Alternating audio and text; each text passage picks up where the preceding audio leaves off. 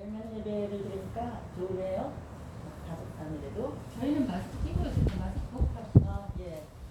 여담으로 제가 한 2달 전에 여수에 가서 강의를 할 때가 있었는데, 우린 다 마스크 끼고 가니까 이제 사람들이 다 마스크를 다 끼고 올 거니까 저는 마스크 없이 강의를 할 수 있을 거라고 생각을 한 거예요. 갔더니 여수에는 청정지역이라 해서 마스크를 안 쓰고 왔더라고요. 그러니까 또 서울에서 간 내가 이게 잘못하다가 옮기면 안 되니까 제가 마스크 쓰고 한 거예요. 원래 강의가 3시간짜리인데 2시간 하고 나니까 제가 지 다 빠져가지고 그냥 1시간 잘라먹고 올 기억이 있습니다만은 하여튼 거리가 떨어져 있으니까 제 팀이 여러분들께 켜갈 일이 좀 없을 것 같아서 하겠습니다. 뭐 여러분들이 이제 정의연 사건이라든지 요새 이제 언론과 유튜브에 보면 사실의 진상이 왜곡되거나 은폐되어서 전해지는 것들이 많죠. 그런데 이제 오랜 시간이 지나면 그 사건의 진상이 드러나는 것들이 꽤 됩니다.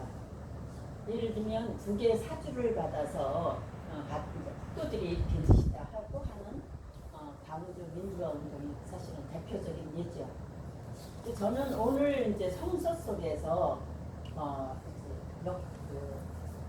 진실이 가려진 채 바람기 있는 여자로 매도되고 음란한 여자라는 오명을 쓰고 이제 전해지는 이런 한 여자 고멜에 대한 이야기를 재조명하면서 이제 이처럼 왜곡되어 전해진 한 여성의 이야기를 통해서 부부간의 관계, 하나님의 모습에 대해서 생각해보고자 합니다.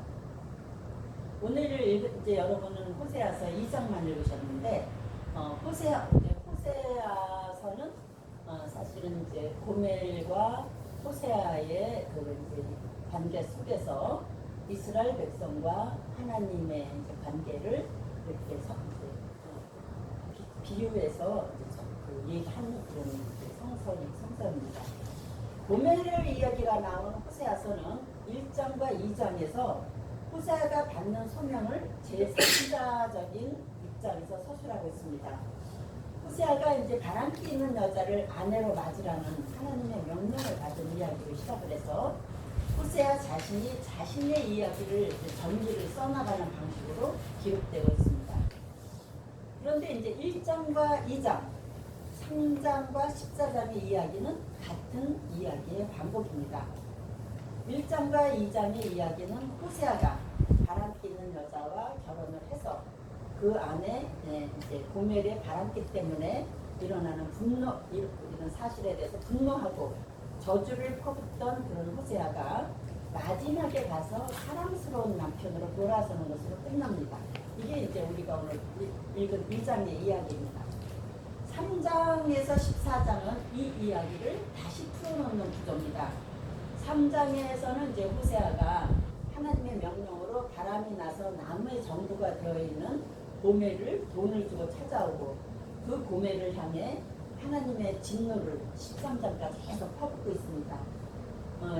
그리고 이제 11장에 가서는 이제 진노를 이제 멈추고 다시 사랑의 관계로 돌아서는데 한 번 이제 생긴 깨어진 관계는 쉽게 회복이 되지 않은지 하여튼 11장에서 사랑의 관계로 돌아갔다가 다시 12장, 13장, 14장에 가면 또 이제 진노의 얘기가 되고 이런 식의 전개가 됩니다.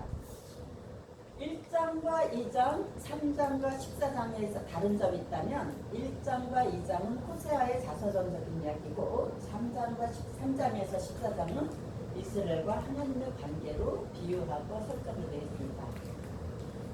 근데 이제 오늘 우리가 생각해 볼 것은 1장과 3장의 초반 이야기입니다. 즉 호세아와 고멜의 두 인간 이야기라는 거죠. 자, 우리 여러분은 호세아를 어떻게 생각하십니까? 제가 신학교 다닐 때 호세아는 사랑의 예언자다. 그리고 교회에서 계속 들은 것도 사랑의 예언자다 이렇게 들었습니다. 아내가 바람을 2번씩이나 피웠는데도 불구하고 다시 맞아들이는 사랑의 화신 같은 호세아상. 반면 고멜은 결혼할 때부터 바람기가 있어도 자식도 이게 호세아의 자식인지 아닌지 잘 모를 그런 이제 여자로 묘사되고 있죠. 그렇게 또 이제 자식을 낳고서 호세아가 그렇게 사랑을 해줌에도 불구하고 집을 나가서 어떤 남자의 전부가 된 그런 이제 여자로 묘사되고 있습니다. 그러니까 정말 그러냐?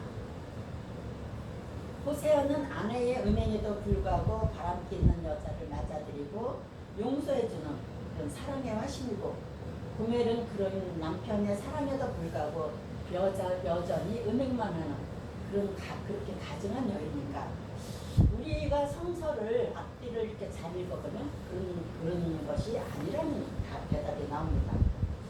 우리가 고멜을 좀 더 잘 이해하기 위해서는 고멜이 살던 당시 이스라엘의 상황을 잘 이해할 필요가 있습니다.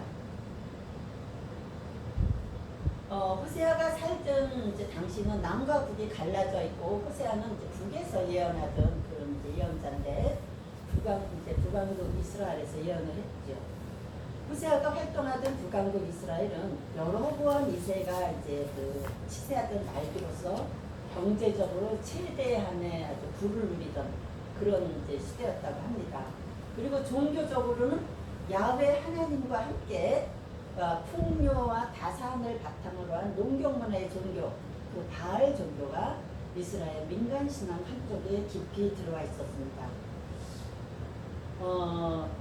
우리식으로 말하면 한쪽에서는 하나님을 믿고 있지만 다른 한쪽에서는 샤머니즘을 이제 따르고 있는 우리 그 민간들의 풍속이랑 같았다는 거죠. 많은 사람이 이제 바알 종교를 믿었고요. 이제 그 바알 종교의 시작은 물론 이제 이스라엘 백성이 가나안을 들어왔을 때부터 시작이 되긴 하지만 본격적으로 시작된 거는 이제 솔로몬 왕 때부터 시작이 됩니다. 솔로몬에게 이제 여러분이 알다시피 300명의 후궁이 있었는데 이 후궁들이 저마다 자기 그 부족의 신을 이제 가지고 결혼을 한 거죠. 이제 들어온 거죠. 그때 이제 그 솔로몬은 자기 애처들의 이제 비율을 맞추느라고 그 이방신들을 다 용납을 했습니다. 그래서 이제 특별히 시돈의 여신인 아스타롯이라는 성의 여신, 사랑의 여신이라고 하는데, 이 성의 여신은 성의 여신을 예루살렘 성전에까지 모신 게 솔로몬입니다. 이때부터 이스라엘은 한쪽에서는 이제 야훼와 바알 두 신을 같이 이제 모시게 되는 거죠. 그래서 이제 그러면서 종교적으로는 야훼와 야훼 하나님과 바알 그 신 간의 싸움이 이제 또 일어나기도 합니다. 특히 이제 그 남북이 분열된 후에 이제 북왕국 호세아가 활동하던 북왕국 이스라엘에는 이제 여러분이 잘 아는 그 아합 왕이 지배를 하게 되고, 정치적 경제적인 이유로다가 시돈의 딸 이세벨과 결혼을 합니다. 근데 이제 이세벨이 자기 나라의 신 아세라 신을 갖고 들어오는 거죠. 그래서 이제 이 아세라 신, 이세벨이 가져온 아세라 신은 이제 그 솔로몬이 들여온 아스타롯과 더불어서 이제 그 이스라엘 백성들에게 민간 신앙으로 자리를 잡게 됩니다. 근데 이제 아세라 신, 이제 그 솔로몬이 이제 허락한 아스타롯이 그 성의 여신이었다면, 이 이제 이거 제대로 나가요? 예. 제 얼굴이 이만큼 잘려서. 근데 이제 그 아세라는 모성신이었습니다. 그러니까 출산과 다산, 풍요 이런 것들을 가져다 주는 그런 신이었죠. 그러니까 이스라엘 백성에게 있어서는 이제 그 아세라 신이 굉장히 호감이 있는 거예요. 이제 아이를 잘 낳게 하고 풍요롭게 하고 이러니까. 그래서 이제 사실상 이스라엘 민간들에게 있어서 야훼 종교라는 거는 한쪽에 야훼를 버리는 게 아니라 야훼를 섬기면서 동시에 그 아세라 신을 섬기는 그런 혼합 종교적인 성격을 갖고 있었던 거죠. 그러니까 한쪽에서 야훼를 숭배하면서 다른 한쪽에서는 여전히 생명과 풍요와 다산을 상징하는 대지의 어머니 신인 그 아세라를 숭배하고 있었습니다. 근데 이제 사람들이 아세라 신의 축복을 받기 위해서 한 일이 뭐냐면 아세라 신은 이제 그 산당 곳곳에 이렇게 자리를 잡고 있었는데 그 산당에 가서 이제 축제를 하는 거죠. 이제 곡식이 이렇게 타종하고 이제 잘 자라게 하기 위해서 봄이나 이제 그 가을에 이제 산당에 가서 이제 축복을 받는 의식에 이제 참여합니다. 이 축복을 받는 의식에 참여를 하는데 재밌는 건 시어머니가 며느리를 데리고 같이 그 산당제사에 참여를 했다는 거죠. 자기도 그렇지만 자기 며느리에게 다산의 축복이 이루어지기를 바라면서. 근데 이제 산당제사가 이제 그 예언자들에게 더 문제가 되는 것은 뭐냐면 산당에 보통 이제 그리스 종교 이런 거 보면 이제 그 신들이 다 여자고 이러잖아요. 그 성전에도 여자들이 들어 있었는데 이 아세라 이제 그 신을 섬기는 성전에는 이제 남자를 이제 성전 창기라고 하는데 이 성창들이 있은 거예요. 이 성창들이 있다 보니까 그 성창들과 이제 관계를 하면서 거기서 이제 풍요의 그 축복도 받고 이제 이런 것들이 민간 신앙에서 자라고 이제 자리 잡고 있었다는 거죠. 그러니까 이런 의식에 뭐 어머니, 며느리, 뭐 딸 다 이제 같이 가죠. 그래서 이제 산상제사에 참여하는 것은 행복한 결혼 생활, 많은 자식을 얻는 풍요의 축복을 받는 여성들의 의무 중에 하나였다고 합니다. 근데 이제 그 심지어는 그 성창들하고의 관계를 이제 맺기 위해서 못생긴 여자를 순위에서 밀리기 때문에 어떤 여자들은 이제 기록에 보면 3년씩이나 기다려야 되는 뭐 하여튼 그런 이제 기록도 나오기도 합니다. 이 고멜, 오늘의 음탕하다고 하고 이제 대표되는 고멜도 예외가 아니어서 자기 민족들의 행태를 따라서 상상제사에 참여를 합니다. 이 모습이 호세아의 눈에는 정부와 노란하며 음료를 보였던 겁니다. 호세아에 의하면 하나님의 명령이란 이유를 달고 있지만 호세아는 그 고멜이 산상제사에 참여하는 여자라는 걸 분명히 알고 결혼을 했습니다. 그래놓고 이제 그 호세아가 호세아는 고멜이 산상제사에 참여했다는 그거는 이유로다가 괴롭히는 거죠. 그러니까 우리가 알고 있듯이 고멜이 특별히 음란한 여자 그런 여자 아니라 고멜은 보통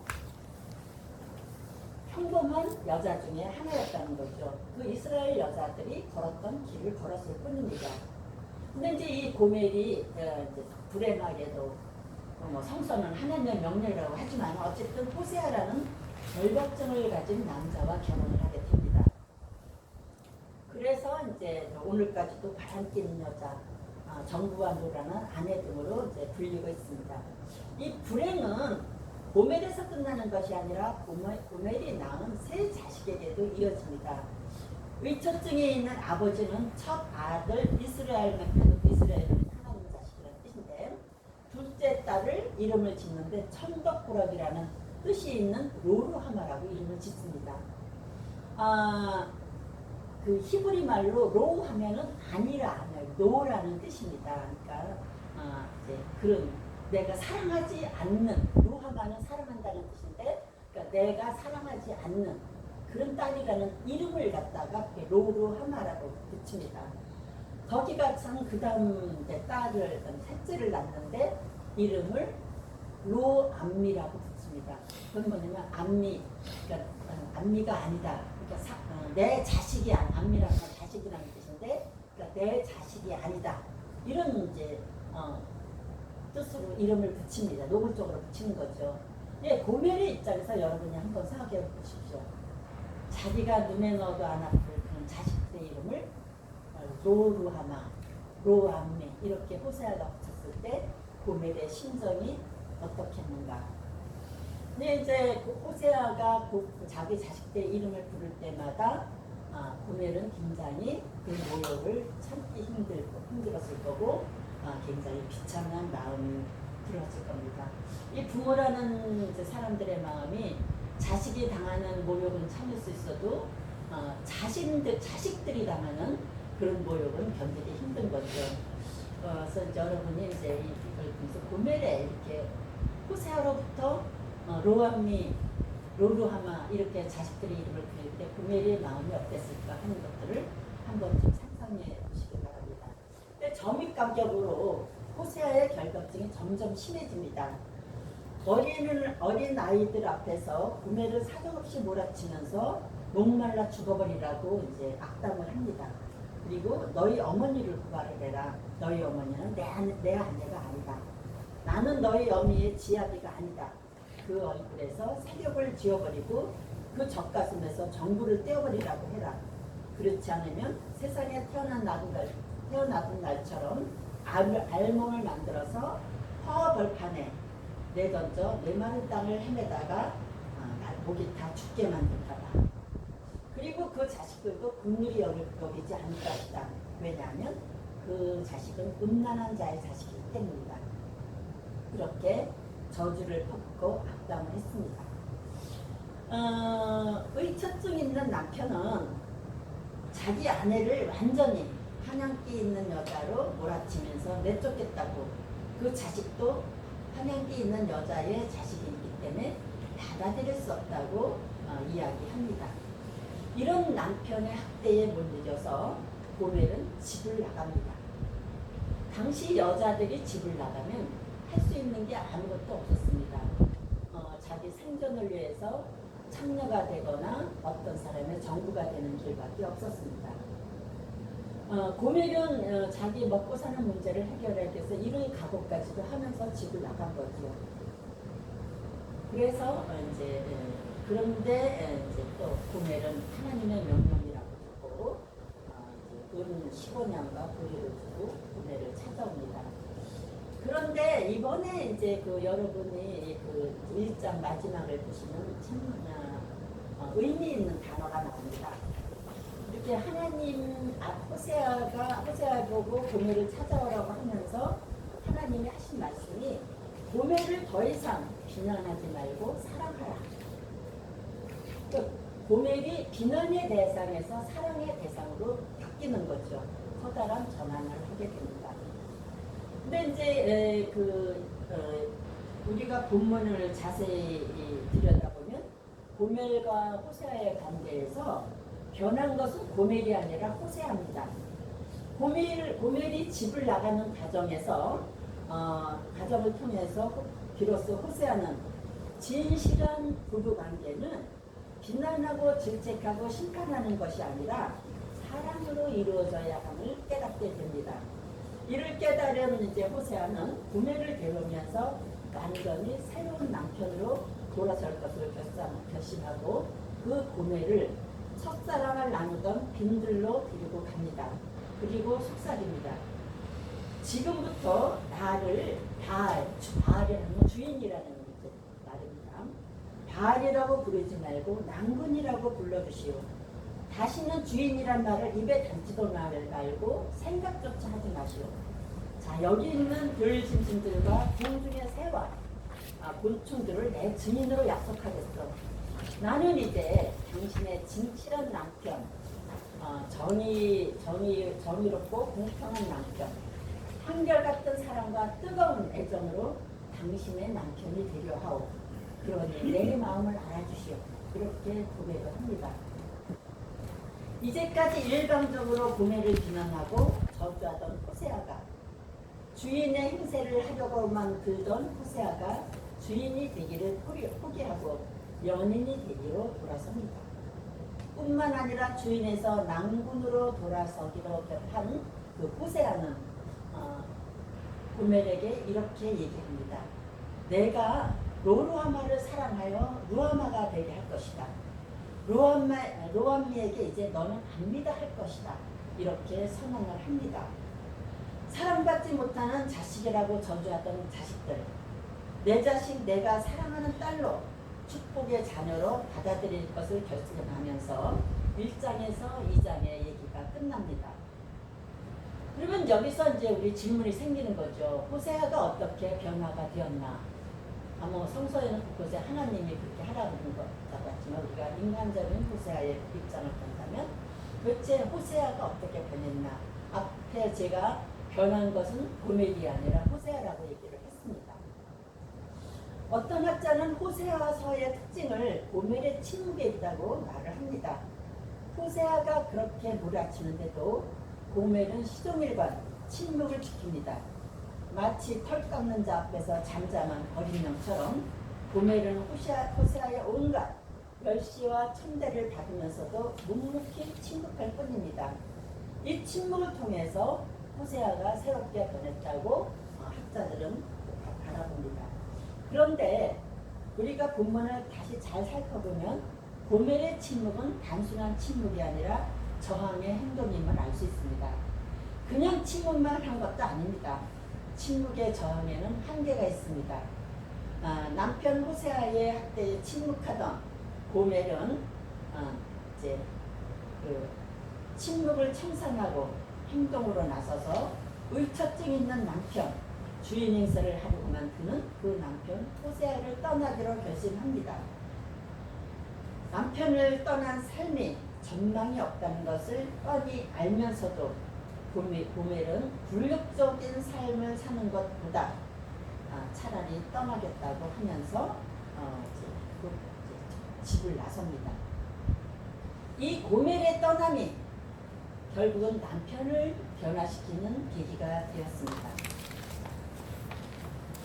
고멜이 집을 나가자 호세아는 비로소 진정한 남편이란 아내에게 주인으로 부임하는 것이 아니라 연인 관계에 있어야 함을 깨닫게 됩니다. 여기서 호세아와 고멜, 남편과 아내 사이에 새로운 구원의 관계가 이루어집니다. 이제까지 남편과 아내의 관계는 종과 주인의 관계나 다름이 없었습니다. 한쪽에서는 불림하고 다른 한쪽에서는 전전긍긍하며 지내는 관계였습니다. 그러나 아내 고멜의 가출이 결과적으로는 호세아를 사랑스러운 남편으로, 사랑을 할 줄 아는 남편으로 돌아서게 하는 새로운 구원상을 이루게 됩니다. 근데 여기서 이제 이야기가 끝나는 게 아니라 우리는 호세아의 또 하나 놀라운 변화를 발견하게 됩니다. 고멜과의 관계를 통해서 호세아는 하나님에 대한 새로운 신앙을 갖게 된 것입니다. 그동안 호세아는 하나님을 편협하고 배타적이고 심판만 하는 분으로 믿었습니다. 그런데 고멜과의 관계를 통해서 새로운 하나님상을 발견하게 됩니다. 호세아서는 1장과 2장은 호세아와 고멜의 개인 이야기로 3장과 12장은 야훼 종교와 바알 종교의 갈등을 호세아와 고멜의 갈등으로 대비시켜서 이야기하고 있다는 걸 앞에 얘기했습니다. 여기서 예언자 야훼 하나님의 예언자 호세아는 야훼 종교의 배변자로, 고멜은 풍요의 신을 섬기는 이스라엘 백성으로 대변되고 있습니다. 이스라엘 백성에게 하나님은 자신이 이스라엘 백성에게 하나님은 나는 너희들을 이스라엘에서 해방시킨 그 하나님이다, 이런 거를 강조하면서 자신만을 섬기라고 강요합니다. 그런데 이렇게 섬길 것만 강요하는 야훼 하나님은 이스라엘 백성에게 설득력이 굉장히 약합니다. 오히려 사람들은 풍요의 신인 바알과 아세라에게 빠져드는 거죠. 그러자 하나님께서는 이제 바알을 신봉하는 이스라엘 민족에게 온갖 심판과 저주를 내립니다. 이게 이제 4장에서부터 10장까지 있는 이야기입니다.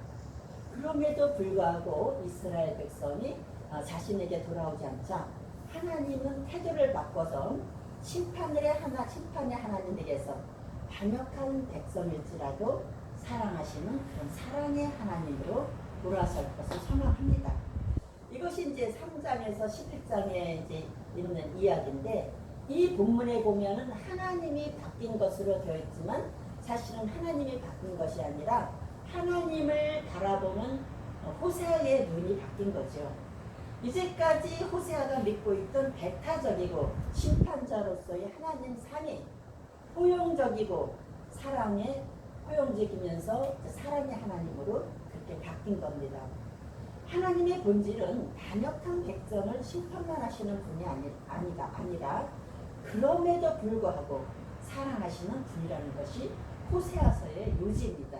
그래서 호세아를 우리가 사랑의 예언자라고 하는 겁니다. 그런데 이제 호세아에 보면 굉장히 주목할 사항이 하나 있습니다. 우리가 오늘 읽은 이제 본문에 나오는 거죠. 호세아의 변화가 일어나는 그 날을 그날에라는 말로 표현하고 있습니다.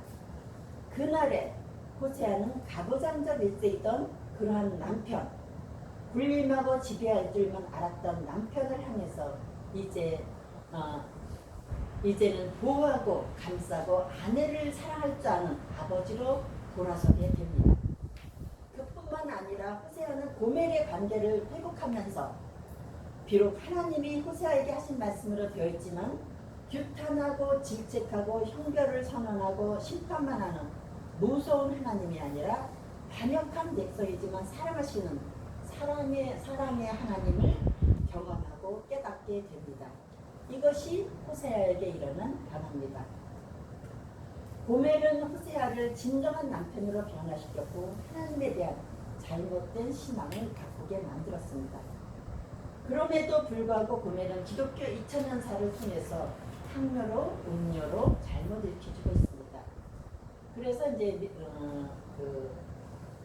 민영진 교수 같은 분은 고멜을 변화함이라고, 이분이 구약신학자인데 고멜을 변화함이라는 글을 쓰기도 했습니다. 저는 이제 오늘 본문을 읽으면서 우리 청암교회 여러분들에게도 고멜과 같이 호세아처럼 변화된 그날이 왔으면 좋겠다 생각을 합니다.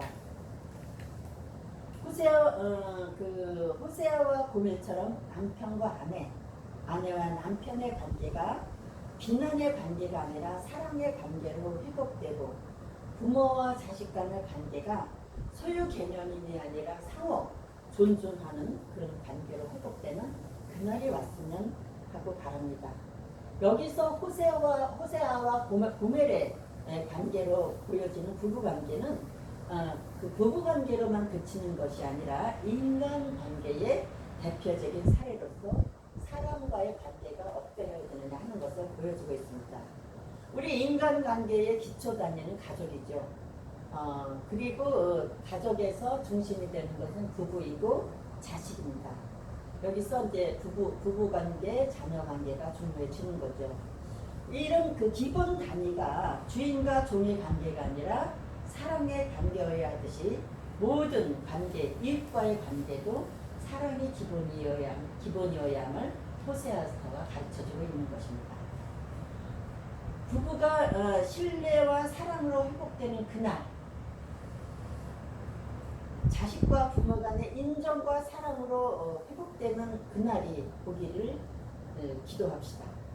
청암 가족들이 사랑과 신뢰로 하나 되고 우리의 신앙이 심판받는 무서운 하나님을 믿는 그 신앙이 아니라 사랑의 하나님을 경험하고 깨닫고 믿을 수 있는 그날이 오기를 간절히 기도합시다. 그래서 그날의 감격을 노래할 수 있는 은총을 맛보기를 저는 기원합니다. 특별히 오늘이 바로 그날이기를 기원합니다. 우리 호세아서 2장에 그날에 되어지는 그 변화들을 보면서 우리 자신이 변화하는 그날을 맞는 은총이 여러분에게 임하기를 기도합니다. 함께 묵상하시겠습니다.